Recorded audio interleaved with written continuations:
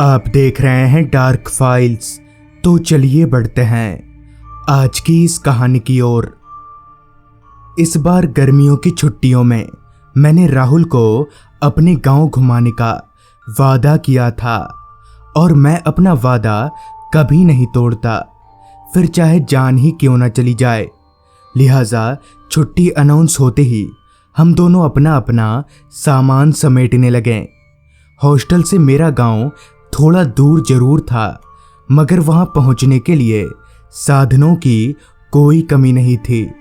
बस, ट्रेन, सब कुछ यहां से मेरे गांव जाती थी, मगर बस से जाना ज़्यादा आसान होता क्योंकि गांव के बस स्टॉप से मेरा घर रेलवे स्टेशन के मुकाबले ज़्यादा नज़दीक पड़ता है। तो हमने ये पक्का किया कि हम बस से ही जाएंगे और आज शाम ही निकलेंगे। शाम के वक्त निकलने के दो कारण थे।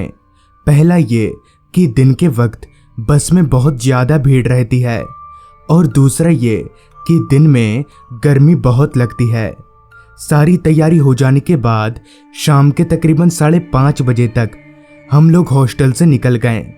मेरे गांव जाने वाली बस हॉस्टल के बाहर से ही मिलती है, तो हमें कहीं जाने की ज़रूरत नहीं थी।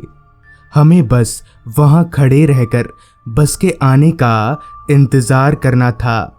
कुछ ही देर में हमारी बस भी आ गई।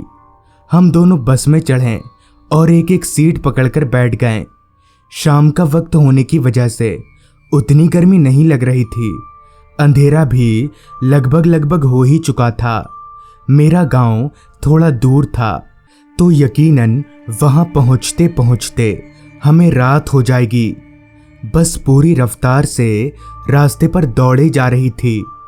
कुछ ही देर में बस मेरे गांव के बस स्टॉप पर रुकी। मैं और राहुल जब हम दोनों बस से उतरे तब घड़ी में रात के 8:45 बज रहे थे।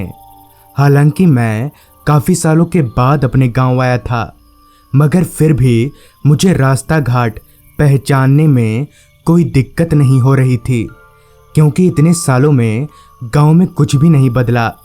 वही खाली रोड, जंगल और अंधेरा। अभी मैं और राहुल चारों तरफ देख ही रहे थे, तभी राहुल मुझसे बोला, यार यहाँ से अब तेरे घर कैसे जाना है? इस पर मैं बोला, यहाँ से पैदल, और क्या, ज़्यादा दूर नहीं है गांव। लिहाजा मैं और राहुल हम दोनों गांव की ओर आगे बढ़ने लगे। लेकिन पता नहीं क्यों राहुल थोड़ा डर रहा था, जिस पर मैंने राहुल से पूछा, क्या हुआ राहुल, डर क्यों रहा है तू? इस पर राहुल बोला, नहीं, डर नहीं रहा, पर ये रास्ता इतना डरावना क्यों लग रहा है? इस पर मैंने बोला, गांव में सब ऐसा ही होता है, डर मत, मैं हूं ना। मगर सच में वो रास्ता कुछ ज़्यादा ही डरावना लग रहा था। खैर, अभी हम लोग चल ही रहे थे कि तभी अचानक ही चारों तरफ रोशनी हो गई। सिर उठाकर आसमान की ओर देखा तो बिजलियां चमक रही थीं, पर थोड़ी देर पहले तक तो मौसम बिल्कुल सही था। तो फिर अचानक से ये क्या हो गया? ऊपर से अभी हम जिस रास्ते पर थे उस पर चलते चलते अगर बारिश आ गई तो हम बुरी तरह से फंस जाएंगे, क्योंकि इस रास्ते पर दूर दूर तक एक भी घर या दुकान नहीं था। मैं यही मना रहा था, बस बारिश में भीगने से पहले हम घर पहुंच जाएं। लेकिन शायद हमारी फूटी किस्मत को ये गवारा नहीं था। थोड़ी ही देर में झमाझम बारिश शुरू हो गई। मैं और राहुल बारिश से बचने के लिए एक पेड़ के नीचे जाकर खड़े हो गए। मौसम ने जितनी जल्दी अपना रंग बदला था, उतनी जल्दी शायद गिरगिट भी नहीं बदलता। काले घने बादलों ने आसमान को ऐसे जकड़ लिया था जैसे बारिश कभी बंद ही नहीं होगी। तूफानी हवाओं में हिलते पेड़ और रह रहकर गरजते बादल माहौल को और भी ज़्यादा डरावना बना रहे थे। जिस पेड़ के नीचे हम खड़े थे, कुछ देर तक तो उस पेड़ ने हमें भीगने से बचाए रखा, मगर जब बारिश और तेज हो गई तब उस पेड़ ने भी अपने हाथ खड़े कर लिए। तभी राहुल बोला, यार यहाँ तो हम भीग रहे हैं, अब क्या करें? मैं दिमाग पर जोर डालने लगा ताकि कोई ऐसी जगह याद आ जाए जहां हम इस बारिश में भीगने से बच सकें।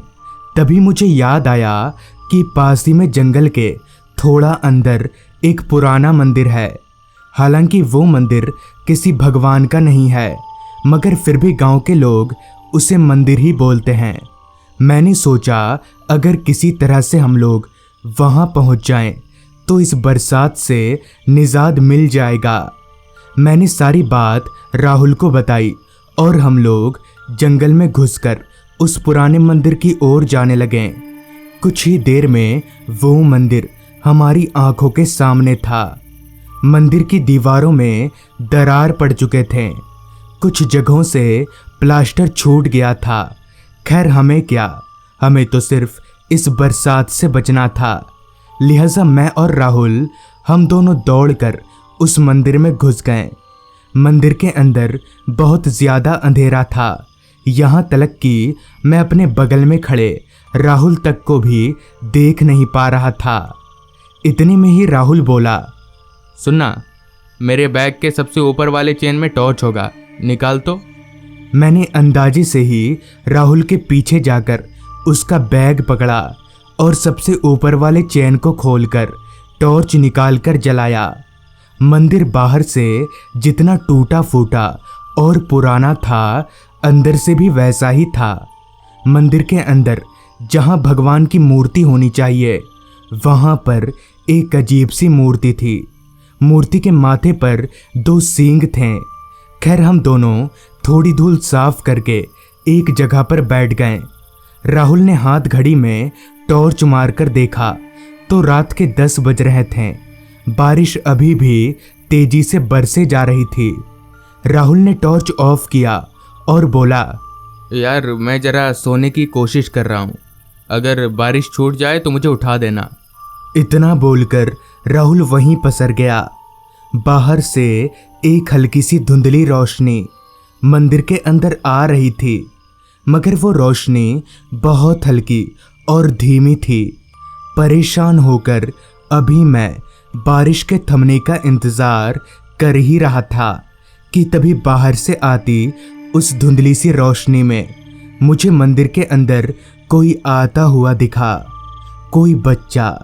मैंने उस परछाई को ध्यान से देखने की कोशिश की, मगर पता नहीं वो मेरी आंखों से कहीं ओझल हो गया। मैंने सोचा शायद मैंने गलत देखा होगा। भला इस जंगल में कोई बच्चा कहाँ से आएगा, वो भी इस टूटे फूटे मंदिर में। कुछ देर तक तो मैं बड़े आराम से जागा रहा, मगर धीरे धीरे मेरी पलकें बंद होने लगीं और कुछ ही देर में मैं नींद के आगोश में चला गया। ना जाने कितनी देर बाद मैं जागा। आंख खोलकर देखा तो मंदिर के दरवाजे के पास कोई खड़ा दिखा। मुझे लगा राहुल होगा, मगर राहुल वहां खड़े होकर क्या कर रहा है, यही सोचकर मैं अपनी जगह पर से उठा और राहुल के पास जाकर बोला, क्या हुआ राहुल, यहाँ क्या कर रहा है? मगर इस पर राहुल ने कोई जवाब नहीं दिया। मैंने नज़र घुमाकर राहुल का चेहरा देखने की कोशिश की, लेकिन अंधेरा बहुत घना था। राहुल से कोई जवाब ना पाकर मैंने उसके कंधे पर हाथ रखते हुए कहा, क्या हुआ रे, क्या सोच रहा है? तभी राहुल बोला, अमन, वहाँ किससे बात कर रहा है? राहुल की यह आवाज़ मेरे बगल से नहीं बल्कि मेरे पीछे से आई थी। इतने में ही पीछे से राहुल ने टॉर्च जलाया तो टॉर्च की रोशनी में मेरे बगल में खड़ा शख्स दिखा ही नहीं। मेरा पूरा शरीर कांपने लगा कि थोड़ी देर पहले मेरे बगल में वो कौन था। मैं भागकर राहुल के पास आया। मेरे आते ही राहुल ने जैसे ही टॉर्च बंद किया तो दरवाजे पर फिर से कोई खड़ा दिखा, मगर इस बार वो शख्स अकेला नहीं था, उसके साथ कई बच्चे और औरतें भी थीं। ये सब देखकर डरने वाला मैं अकेला नहीं था, राहुल को भी वो लोग साफ दिख रहे थे। राहुल ने फिर टॉर्च जलाया, मगर टॉर्च की रोशनी में वो लोग फिर से नहीं दिखे। लेकिन टॉर्च बंद करते ही सब लोग सामने खड़े थे। हम दोनों समझ गए कि यहाँ रुकना मतलब मौत। लिहाजा हमने अपना सामान उठाया और दरवाजे की ओर भागने लगे। हमने टॉर्च ऑफ रखा था और दरवाजे पर वो सभी लोग खड़े थे। ऐसे में हमने जैसे ही भागने की कोशिश की तो उन लोगों से टकरा गए। तभी मैंने राहुल से बोला, राहुल टॉर्च जला। राहुल ने टॉर्च जलाया और उन सभी लोगों के गायब होते ही हम लोग जैसे तैसे वहां से भागे और घर पहुंचकर हमने सबको पूरी बात बता दी। जिस पर घर वालों ने बताया कि दरअसल बहुत पहले उस मंदिर में एक बदमाश तांत्रिक शैतान की पूजा किया करता था और उसने लोगों को अपने जाल में फंसाकर कई बच्चों और कई लोगों की बलि दी है। ये सब करके वो तांत्रिक तो भाग गया, मगर उन लोगों की आत्मा आज भी शैतान के उस मंदिर में भटकती फिरती है। तो दोस्तों, ये थी आज की कहानी। अगर आपके पास भी ऐसी ही कोई कहानियां हैं तो हमारे साथ ज़रूर शेयर करें। तो मैं आपका दोस्त आर्यन जल्द ही मिलूंगा आपसे ऐसी ही एक कहानी के साथ।